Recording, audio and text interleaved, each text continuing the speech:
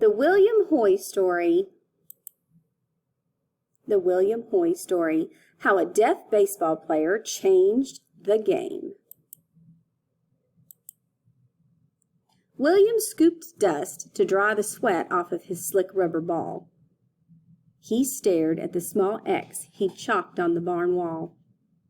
He closed his eyes. He opened them and threw. Bam! He hit the mark. He stepped back so he could try again.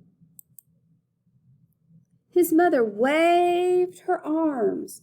She was applauding him.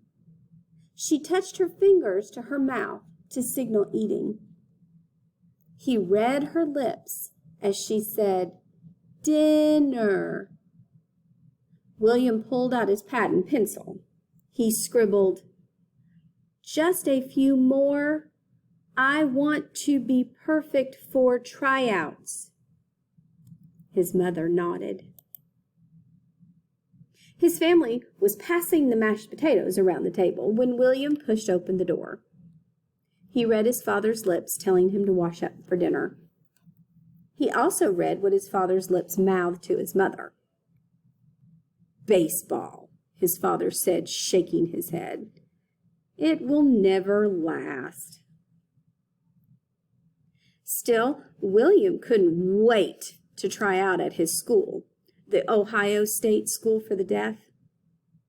At tryouts, he threw the ball. He caught the ball. He batted. He waited. "Too small," the team captain said. William never got much taller than 5'5". He couldn't do anything about that. But maybe they'd give him another chance if he aimed better and ran faster.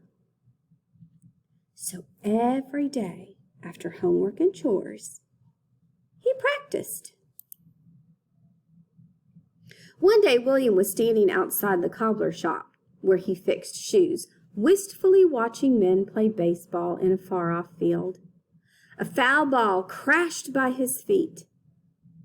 With his strong, sure arm, he threw the ball straight into an amazed player's waiting hand. "Hey, kid," the player called.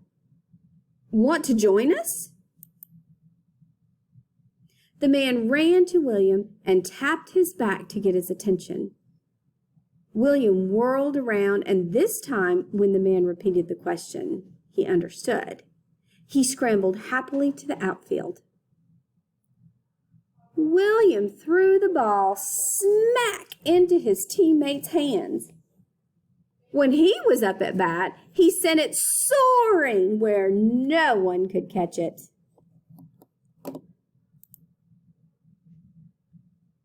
"What's your name?" asked one of the players. "William Hoy," William wrote. The man looked at the piece of paper a long time. He seemed to be thinking. "Do you want to try out for our team?" he asked William at last. William grinned. He sure did.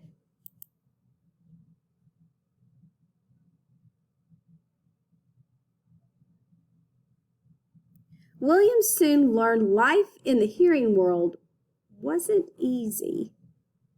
Unlike his parents, few people used sign language in the 1880s, and certainly not in baseball. He won a spot on the first team he tried out for, but the manager smirked when he offered William less money than he paid the others. "I quit," William told him with his notebook. He quickly found another team. But even on his new team, some players talked behind his back so he wouldn't know what they were saying. Others hid their mouths so he couldn't read their lips. One day, a pitcher played the meanest trick of all. William let 3 pitches go by because he thought they were balls. He was too far to read the umpire's lips and didn't know they were actually strikes. He stood gripping his bat, waiting for the next pitch. But the next pitch never came. William was confused. Suddenly, the pitcher burst out laughing. He pointed to the fans in the stands, laughing too.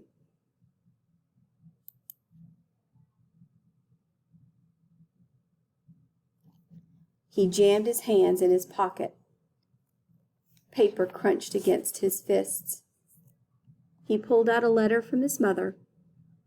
He read again how much she missed him.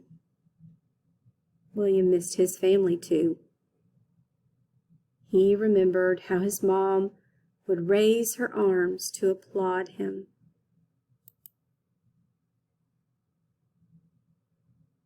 That's it. William pulled out his pad and drew pictures. He scribbled words next to the pictures. He wrote. He wrote. He wrote. He ran to find the umpire. The umpire read William's notes. Yes, that could work, he said. The next time William was at bat, the umpire raised his right hand for a strike and his left for a ball. He used American Sign Language symbols for safe and out. This time, William got on base. He stole bases. He scored. In his first year in the majors, he led the National League in stolen bases. With his strong, sure arm, he became the first player to throw 3 base runners out at the plate in one game. From the outfield.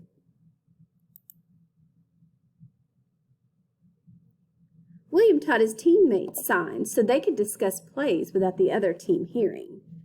They loved it. The fans enjoyed learning signs too. In those days, before speakers and giant screens, hearing the umpire's call from the back of the bleacher was hard to do. Now, even the farthest member of the crowd could see the signals. Teams begged for William. He played for several before signing with the Cincinnati Reds near his family's farm. William was proud to show his parents that the boy who didn't make the school team was one of the most popular players in baseball. When William stepped up to the plate, shaking his bat over his shoulder, fans knew he'd hit or walk his way to first, then swiftly steal his way around the bases. Carefully watching the signals, he led the American League in walks in 1901.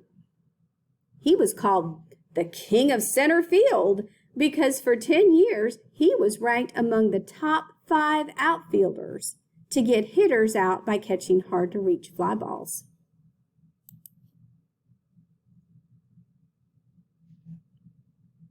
After William became a star, he thought nothing could surprise him. Then one day, when he ran out onto the field, fans waved their arms from the stands just as his mother did when he was a boy. They waved their hats, too. William said he'd never cry about baseball, but he did cry at the sight of deaf applause.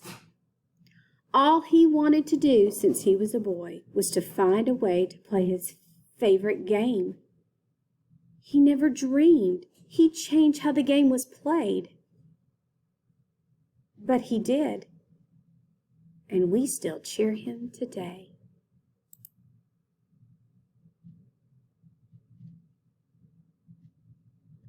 When you look up William Ellsworth Hoy, you often find him referred to as Dummy Hoy. During William's time, dummy was a common name for people who were deaf and mute. William, who was proud of being deaf, referred to himself as dummy. While William has long been a hero in the deaf community, he's not as well known in the hearing world, even though he broke many records and became one of baseball's most popular players from 1888 to 1902. He was born May 23, 1962, in Hawktown, Ohio, on his parents' farm. He was the only member of his family who was deaf. He had lost his hearing at a young age from meningitis. After William graduated as valedictorian of the Ohio State School for the Deaf in Columbus, Ohio, his parents hoped he'd settle down to be a respectable life as a cobbler. But he loved baseball.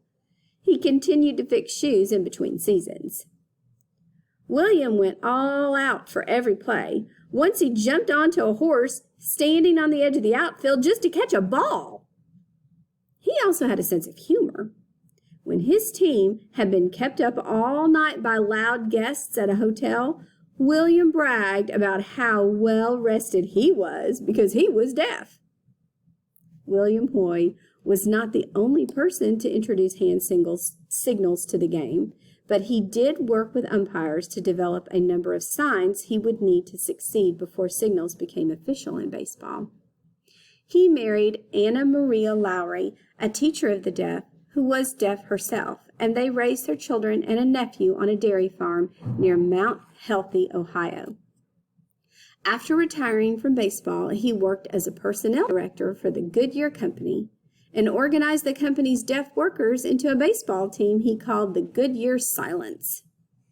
William received a standing ovation when he threw the first pitch before Game 3 of the 1961 World Series when the Cincinnati Reds played the New York Yankees. He was 99 years old. In the years since his death, William Hoy has been inducted into numerous baseball halls of fame.